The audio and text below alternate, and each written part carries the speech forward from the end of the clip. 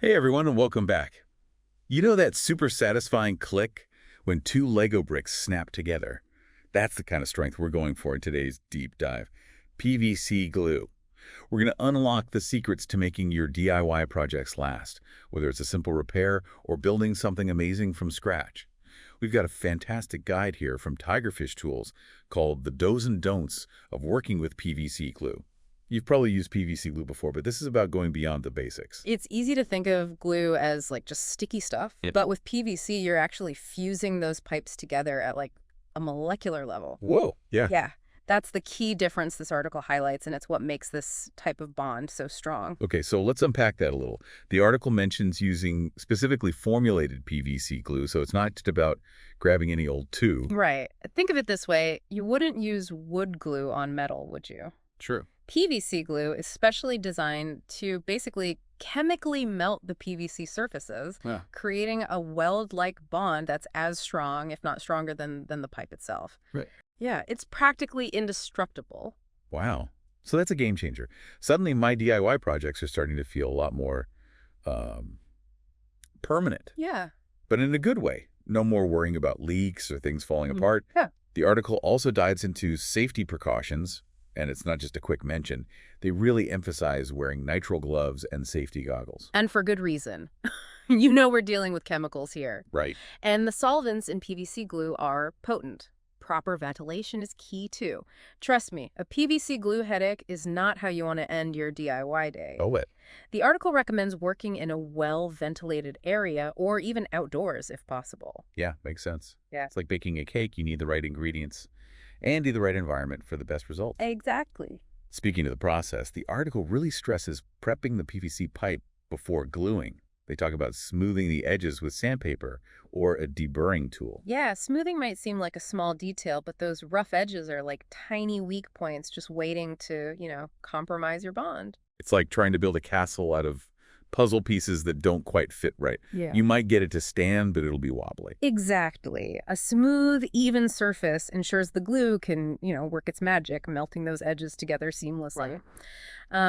By the way, a deburring tool is specifically designed to smooth those edges, especially the inside of the pipe where a regular sander might not reach. Ah, that makes sense. Yep. Like having the right tool for the job, literally. Hmm. Now, here's where the article threw me for a loop. They say you have to work quickly when applying the glue, but then be super patient with the curing time.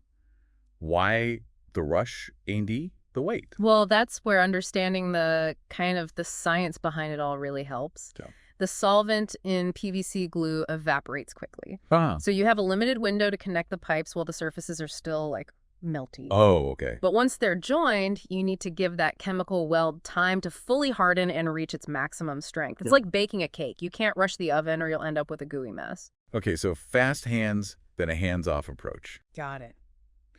And speaking of handy tips, this article is full of them.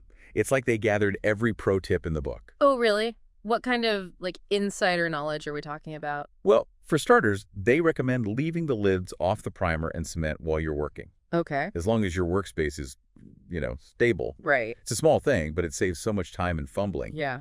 And then there's the trick of twisting the pipe a quarter turn after you join it to the fitting. Oh, that twisting action is brilliant. It helps spread the glue evenly around the entire joint, ensuring a super strong bond. Think of it like spreading frosting on a cake. You want every inch covered for the best result. Exactly. And just like you don't want a bare patch on your cake, you don't want any weak spots in your PVC joints. And finally, the article really stressed the importance of having spare fittings on hand. Because, let's be real, we've all messed up a cut or two in our DIY adventures. Yeah, having those spares is like having insurance for your project. It saves you a trip to the hardware store and a lot of frustration in the long run. It's like the old saying goes, right? Measure twice, cut once. Mm-hmm.